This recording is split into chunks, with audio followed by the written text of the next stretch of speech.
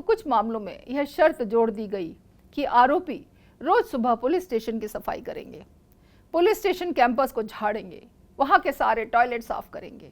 यह न्यायपालिका में कॉलोनियल माइंडसेट और जातिगत सोच को दर्शाते हैं कि सुप्रीम कोर्ट ने इसे कास्ट कलर्ड यानी जातिगत भावना से रंगा हुआ आदेश कहा।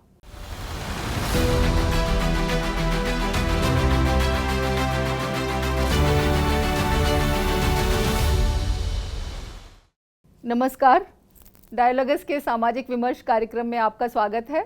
मैं आपके साथ हूं प्रीता हरित।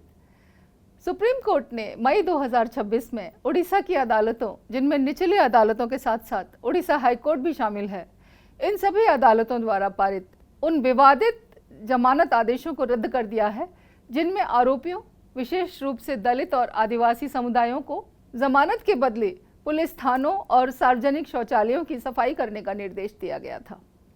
भारत के मुख्य न्यायाधीश चीफ जस्टिस सूर्यकांत की अध्यक्षता वाली पीठ ने इन शर्तों को क्रूर, घृणित और मानवाधिकारों का उल्लंघन माना।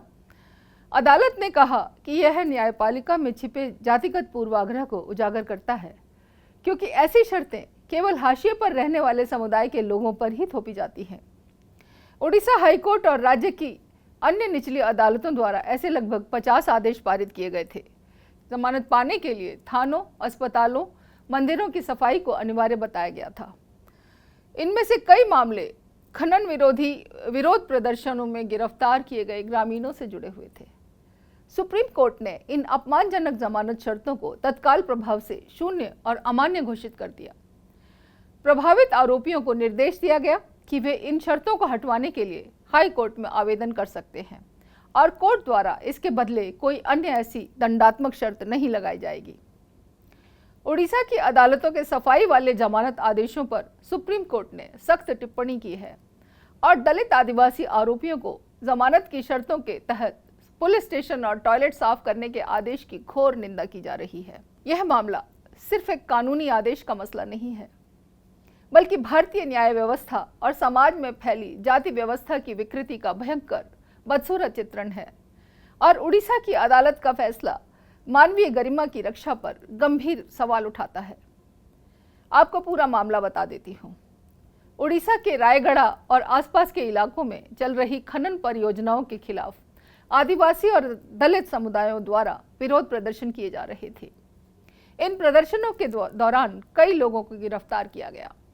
बाद में जब अदालतों ने उन्हें जमानत दी तो कुछ मामलों में यह शर्त जोड़ दी गई कि आरोपी रोज सुबह पुलिस स्टेशन की सफाई करेंगे, पुलिस स्टेशन कैंपस को झाड़ेंगे, वहां के सारे टॉयलेट साफ करेंगे और यह काम कई हफ्तों या महीनों तक करते रहेंगे।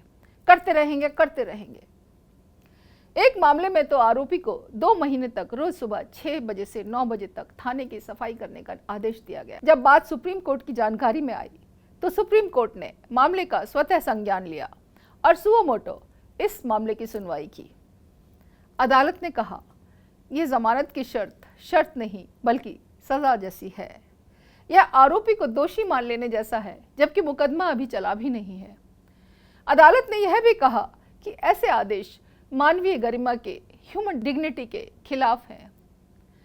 यह न्यायपालिका में कॉलोनियल माइंडसेट और जातिगत सोच को दर्शाते हैं। कोर्ट ने यह भी कहा कि रिपोर्ट्स देखकर ऐसा लगता है कि जमानत की ऐसी शर्तें मुख्यतः दलित और आदिवासी आरोपियों पर ही लगाई गई, जब विशेषाधिकार प्राप्त वर्गों के मामलों में ऐसा नहीं देखा गया। यह मामला बहुत गंभीर है।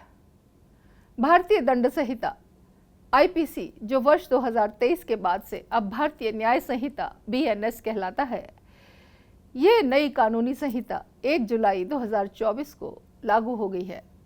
और एक तरफ तो अब इस नए आपराधिक कानून का ध्यान सजा से हटकर न्याय पर केंद्रित हो गया है, वहीं दूसरी ओर उड़ीसा राज्य की अदालतें ऐसे फैसले देने पर आमादा हैं जो गरीब दलित आरोपियों के स्वाभिमान को ठेस पहुंचाने का काम कर रहे हैं। कानून कहता है कि जमानत का उद्देश्य यह सुनिश्चित करना होता है कि आरोपी जांच में सहयोग करे, अदालत में उपस्थित रहे और न्याय प्रक्रिया से भागे नहीं। लेकिन क्या सफाई करवाना, झाड़ू लगवाना या टॉयलेट साफ करवाना कानूनन जमानत की शर्तें होनी चाहिए? इसीलिए सुप्रीम कोर्ट ने कहा कि यह कानून सीमा से बाहर है। हमारे देश में सदियों सफाई करने और मैला ढोने जैसे काम दलित समुदाय के लोगों पर थोपे गए। अब जब सामाजिक बराबरी के सिद्धांत पर चलने वाली अदालतें विशेष रूप से दलित आदिवासी समुदाय के आरोपियों को जमानत पर सफाई और टॉयलेट साफ करने की शर्त देती हैं, तो यह सिर्फ श्रम करने वाली शर्त नहीं है, बल्कि सामाजिक अपमान और जातिगत उत्पीड़न की शर्त है। यही कारण है कि सुप्रीम कोर्ट ने इसे कास्ट कलर्ड यानी जातिगत भावना से रंगा हुआ आदेश कहा। देखा जाए तो जमानत देने वाली ऐसी शर्तें संविधान के उन प्रावधानों का सरासर उल्लंघन करती हैं जिनमें कानून के समक्ष व्यक्ति की समानता, जाति के आधार पर भेदभाव निषेध, छुआछूत का खात्मा और व्यक्ति को मानवीय गरिमा के साथ जीवन जीने के अधिकार दिए गए हैं। संविधान के अनुच्छेद 14, 15, 16, 17 और 21 स्पष्ट रूप से देश के नागरिकों के इन मौलिक अधिकारों की रक्षा करते हैं। सुप्रीम कोर्ट ने भी अपने आदेश में मानवीय गरिमा और समानता के सिद्धांतों पर जोर दिया है। आइए अब देखते हैं कि क्या सिर्फ उड़ीसा में ऐसा हुआ। अब तक उपलब्ध रिपोर्टों और सुप्रीम कोर्ट की सुनवाई में मुख्य रूप से उड़ीसा की अदालतों के आदेश सामने आए हैं। विशेष रूप से उड़ीसा हाई कोर्ट, रायगढ़ जिले की निचली अदालतों ने अपने आदेशों में जमानत की ऐसी शर्तें लगाई।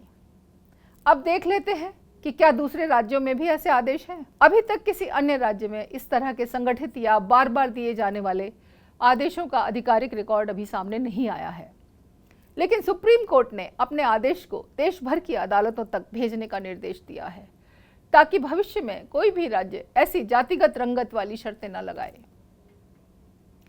यानी सुप्रीम कोर्ट को यह आशंका थी कि अगर अभी रोक नहीं लगी तो यह प्रवृत्ति दूसरे राज्यों में भी फैल सकती है। इस मामले के बाद सोशल मीडिया पर भी तीखी प्रतिक्रिया लोगों ने दिखाई। कई लोगों ने सवाल उठाया। अब आप खुद ही देख लीजिए कि अगर न्यायपालिका में ही जातिगत सोच है तो आम जनता से क्या उम्मीद की जाएगी। एक सवाल और उठता है कि ऐसे आदेश पास करने वाले न्यायाधीशों की जवाबदेही तय होनी चाहिए या नहीं, या उन्हें बिल्कुल नज़रअंदाज किया जाना चाहिए और उन्हें फिर इसी तरह के आदेश जारी करने की छूट दी जानी चाहिए। क्या ऐसा नहीं लग रहा कि जमानत की ऐसी शर्तें लगाकर पहले से ही जाति से पीड़ित और दलित शोषित समाज का, व्यक्ति का शोषण किया जा रहा है? यह मामला सिर्फ एक मामूली सी जमानती आदेश का नहीं है, बल्कि हमारे जहन में एक गंभीर सवाल खड़ा करता है कि हमारी अदालतें अभी तक भी समाज में व्याप्त जातिगत सोच से पूरी तरह आज़ाद नहीं हुई हैं। जब न्याय देने वाली अदालतों पर ही पक्षपात के आरोप लग रहे हों, तो लोकतंत्र और संविधान दोनों पर सवाल उठना स्वाभाविक बात है। भारत का संविधान हर नागरिक को समानता प्रदान करता है। उसका जातिगत उत्पीड़न नहीं हो सकता। उसके साथ छुआछूत वाला व्यवहार कानून की नज़रों में अपराध है। हर नागरिक को गरिमा देने की बात हमारा संविधान करता है। लेकिन जब अदालतें ही किसी समुदाय को उसकी जाति से जोड़कर अपमानजनक काम करवाने लगें, तब सवाल सिर्फ कानून का नहीं रह जाता, बल्कि सवाल बहुत गंभीर और संवेदनशील हो जाता है। ओडिशा का यह मामला हमें यह याद दिलाता है कि जाति केवल गांवों या समाज में मौजूद नहीं है, बल्कि संस्थाओं के भीतर भी मौजूद है। और शायद इसी वजह से सुप्रीम कोर्ट को कहना पड़ा कि न्यायपालिका को कॉलोनियल और जातिगत मानसिकता से बाहर आना होगा। आपकी प्रतिक्रिया और कमेंट्स का हमें इंतज़ार रहेगा। हमसे जुड़ने के लिए और सामाजिक मुद्दों पर और एपिसोड देखने के लिए आप अभी डायलॉगस को सब्सक्राइब कीजिए, लाइक और शेयर भी कीजिए। नमस्कार।